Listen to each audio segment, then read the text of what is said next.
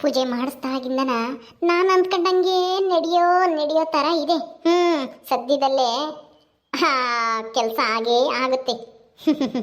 ನಾನು ಒಂದು ಸ್ವಲ್ಪ ಸುಮ್ಮನೆ ಇರಬೇಕು, ಬಾಯಿ ಮುಚ್ಕೊಂಡು ಯಾವುದಕ್ಕೂ ನಾನು ತಲೆ ಹಾಕಕ್ಕೆ ಹೋಗ್ಬಾರ್ದು. ಅವಾಗ ನಾನು ಅಂದ್ಕೊಂಡಿರೋದೆಲ್ಲ ಹಾಗೇ ಆಗುತ್ತೆ.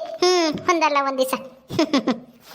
ಈ ಮನೆಯವರೆಲ್ಲನ ನಾನು ನಿಜವಾಗ್ಲೂ ಬದಲಾಗಿದ್ದೀನಿ ಅಂತ ಅನ್ಕೊಂಡ್ಬಿಟ್ಟವ್ರೆ. ನನ್ನ ಪ್ಲಾನೇ ಬೇರೆ. ಅದು ಇವ್ರಿಗೆ ಯಾರಿಗೂ ಅರ್ಥ ಆಗಲ್ಲ. ನಮ್ಮ ಮನೆಯವ್ರಿಗೆ ಯಾಕೆ, ಇಡೀ ಊರಿನ ಜನಗಳಿಗೆ ಅರ್ಥ ಆಗಲ್ಲ ಈ ಜಯಮ್ಮ ಏನು ಅಂತನ. ಅತ್ತೆ ಅತ್ತೆ, ಮಾವ ಎಲ್ಲೋದ್ರು, ರವಿ ಬಾಬಾ ಎಲ್ಲೋದ್ರು?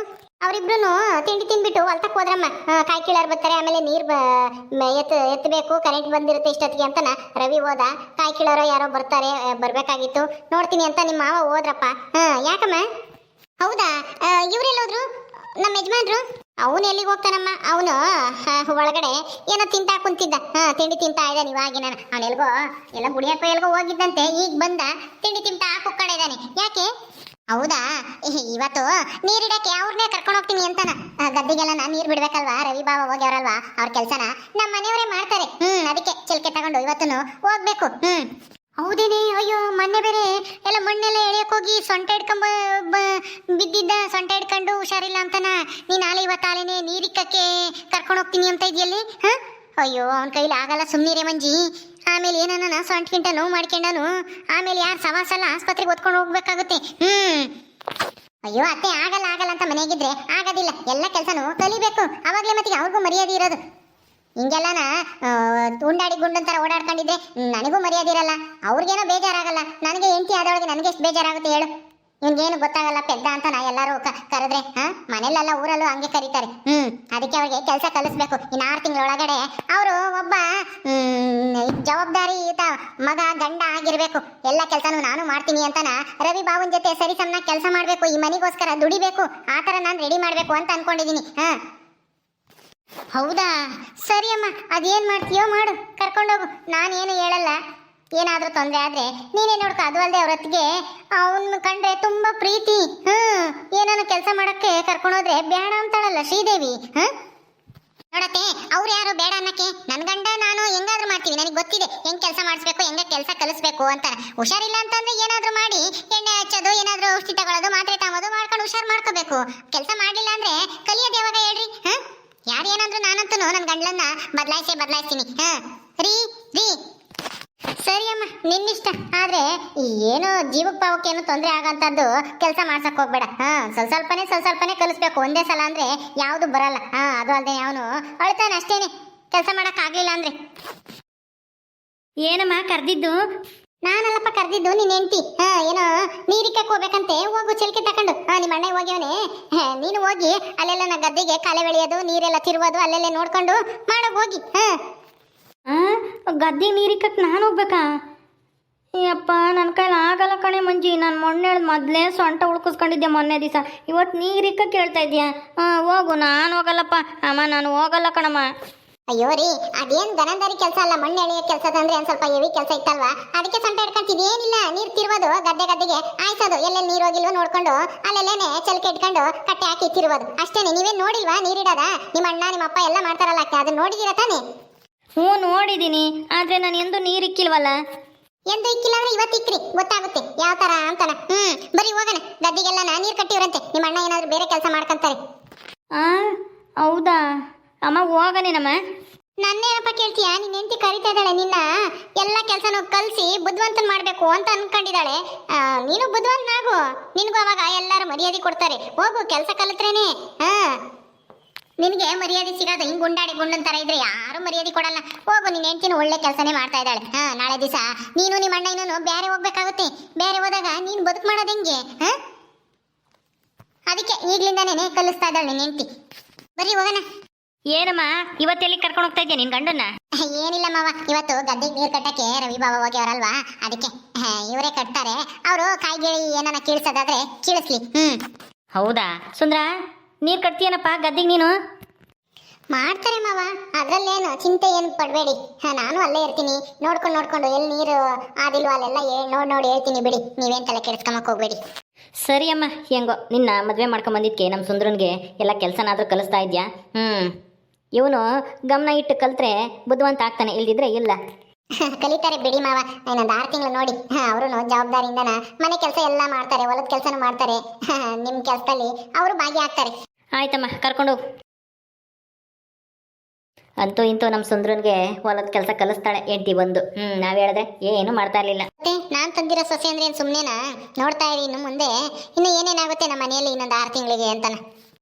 ಆಗ್ಲಿ ನೋಡೋಣ. ರೀ, ಇದೆಲ್ಲ ತೆಂಗಿನಕಾಯಿ ಕೀಳಿಸ್ತಾರಂತೆ ಮಾವ. ಅದನ್ನ ನೀವು ನೋಡ್ಕೋಬೇಕು. ನೀರಿಕ್ತಾ ಇರ್ತೀರಲ್ಲ ಇಲ್ಲೇನೆ, ರವಿ ಬಾವಾಲಿ ನೀರಿಕ್ತಾ ಇದಾರೆ ಅನ್ಸುತ್ತೆ. ನೀವು ನೀರಿಡಿ, ಅವರು ತೆಂಗಿನಕಾಯಿ ಎಲ್ಲ ಕೀಳಿಸ್ತಾರೆ.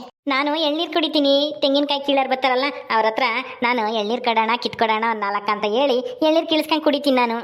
ಆಯ್ತು, ಕುಡಿಯೋರಂತೆ. ನಾನು ಇಲ್ಲೇ ಇರ್ತೀನಲ್ಲ, ನಾನು ನೀವು ಎಲ್ಲರೂ ಸೇರಿ ಕುಡಿಯೋಣ ಬನ್ನಿ ಇವಾಗ. ನೀರು ಯಾವ ಕಡೆಗೆ ಹೋಗ್ತಾ ಇದಾವೋ ನೋಡಿ ತಿರ್ಗಿಸ್ ಬರ್ಬೇಕಪ್ಪ ಹೋಗಿ. ನೀರು ನೋಡಲಿ ಎಷ್ಟೊಂದು ಬರ್ತವೆ ಮಂಜಿ. ಬಾ, ನಾನು ಇಲ್ಲೇನೆ ನೀರು ಇಕ್ಕಂಬೋದು ನೀರು ಎತ್ತದಾಗ. ಅಯ್ಯೋ ರೀ, ಆ ಥರ ಎಲ್ಲ ಮಾಡಬಾರ್ದು. ಅದೆಲ್ಲ ಮಾಡೋದು ಚಿಕ್ಕ ಮಕ್ಕಳು. ನೀವು ಈಗ ದೊಡ್ಡವರಾಗಿದ್ದೀರಾ, ಕೆಲಸ ಮಾಡೋದು ನೋಡ್ಬೇಕು. ನಿಮ್ಮ ಅಣ್ಣ ಅಲ್ಲಿ ನೀರು ಕಟ್ತಾ ಇದ್ದಾರೆ, ಕರೀರಿ ಅವ್ರನ್ನ. ನಾನು ನೀರು ಕಟ್ತೀನಿ, ನೀನು ಹೋಗಿ ಬೇರೆ ಕೆಲಸ ನೋಡ್ಕೊಳ್ಳೋಣ ಅಂತ ಹೇಳ್ರಿ ನೀವೇ. ನಾನಾ? ಯಾಕೆಂದ್ರೆ ಈ ನೀರಿಕ್ಕ ಕೆಲಸನ ನೀವು ಮಾಡ್ರಿ ಈಗ. ಅಣ್ಣ ಅಣ್ಣ, ಏನೋ ಸುಂದ್ರ ಮಂಜಿ, ಏನಮ್ಮ ಇಬ್ರು ಬಂದ್ಬಿಟ್ಟಿದ್ದೀರಾ? ನಾನು ನಾಳೆ ಊಟ ಮಾಡಿ ಬಂದೆ. ಅಯ್ಯೋ ಅಣ್ಣ, ಊಟ ತರಲಿಲ್ಲ ನಾವು. ನೀ ಗದ್ದೆಗೆಲ್ಲ ನಾನು ನೀರಿಕ್ಕಕ್ಕೆ ನಾನು ಬಂದಿದ್ದೀನಿ. ಮಂಜಿನೇ ಕರ್ಕೊಂಬಂದ್ಲು ನೀರಿಕ್ವಿ ಅಂತೆ ಬರ್ರಿ ಅಂತಾನ. ನಾನು ನೀರಿಕ್ತೀನಿ, ನೀನು ಕಾಯಿ ಕೀಳರ್ ಬಂದರೆ ನೋಡ್ಬೇಕಂತೆ. ಹೋಗು, ಅಪ್ಪ ಹೇಳ್ತಿತ್ತು ಕಾಯಿ ಕೀಳರ್ ಬರ್ತಾರೆ ಅಂತಾನ. ಕಾಯಿ ಕಿಟ್ರೆ ನೀನು ಅಲ್ಲೇ ಇರ್ಬೇಕಂತ ಎಲ್ಲ ಎಣಿಸ್ಕೋಬೇಕಲ್ಲ, ಯಾರನ್ನ ತಗೊಂಡೋಗ್ಬಿಡ್ತಾರೆ. ಏನು ಗದ್ದೆಗೆ ನೀರು ಕಟ್ತೀಯಾ? ನಿನಗೆ ನೀರು ಕಟ್ಟಕ್ಕೆ ಬರುತ್ತೇನೋ ಸುಂದ್ರ? ಎಂದು ಕಟ್ಟೋನೇ ಅಲ್ಲ. ಎಲ್ಲಾದ್ರೂ ಒಂದು ಸ್ವಲ್ಪ ಕಟ್ಟೆ ಕಿತ್ಕೊಂಡೈತೆ, ಅಲ್ಗೊಂದಿಷ್ಟು ಮಣ್ಣು ಇಕ್ಕು ಅಂದರೆ ಮಣ್ಣು ಇಕ್ಕಕ್ಕೆ ಬರ್ತಿರ್ಲಿಲ್ಲ ನಿನಗೆ. ಇನ್ನು ಚಿಲಕೆ ಹಿಡ್ಕೊಂಡು ಗದ್ದಿಗೆ ನೀರು ಆಯ್ತೀಯೇನೋ? ಹೋಗಿ, ಪರವಾಗಿಲ್ಲ. ಕಾಯಿ ಕೀಳಾರು ಬಂದರೆ ಅಲ್ಲಿ ಅವ್ರು ಕೀಳ್ತಾ ಇರ್ತಾರಂಗೆ. ನಾನು ಆಮೇಲೆ ಒಂದು ಸ್ವಲ್ಪ ಗದ್ದಿಗೆಲ್ಲ ತಿರುವಿ ಹೋಗ್ತೀನಿ. ಅಯ್ಯೋ ಬಾವ, ಕೊಡಿ ಸುಮ್ಮನೆ ಚಿಲ್ಕೆನ. ಇವರು ಎಲ್ಲ ಕೆಲಸ ಕಲಿಬೇಕು ತಾನೆ, ಅದಕ್ಕೆ ತಾನೇ ಕರ್ಕೊಂಬಂದಿರೋದು. ಮೊನ್ನೆ ದಿವಸ ಮಣ್ಣೆಲ್ಲ ತೆಗೆದಾಕಕ್ಕೆ ಕಲೆದಲ್ಲಿರೋದೆಲ್ಲನ ಕರ್ಕೊಂಬಂದಿ ನಾನೇ ತಾನೆ. ಈಗ ನೀರಿಕ್ಕದನ್ನು ಕಲ್ತ್ಕೊಂತಾರೆ. ಕೊಡಿ ಚಿಲ್ಕೆ, ಕೊಡಿ. ಚಿಲ್ಕೆ ಕೊಟ್ರೆ ಕಟ್ಟೆ ಹಾಕೋದು ಬರುತ್ತೆ, ಎಲ್ಲ ಬರುತ್ತೆ. ನಾನು ಜೊತೆಗೆ ಇರ್ತೀನಿ. ನೀವು ಕಾಯಿ ಕೀಳಾರು ಬಂದಿದ್ರೆ ಅಲ್ಲಿರೋಗ್ರಿ, ಹೋಗಿ ನೋಡಿ ಕೀಳ್ಸೋಗ್ರಿ. ಸುಂದ್ರ, ಸರಿ, ಇವೆರಡು ಗದ್ದೆ ಆಗೈತೆ, ಆ ಕಡೆ ಗದ್ದೆ ನೀರು ಹೋಗ್ತಾ ಇದ್ದಾವೆ, ನೋಡ್ಕೊಂಡು ತುಂಬಿದ ಮೇಲೆ ಇನ್ನೊಂದು ಗದ್ದೆಗೆ ತಿರುಗಿಸು.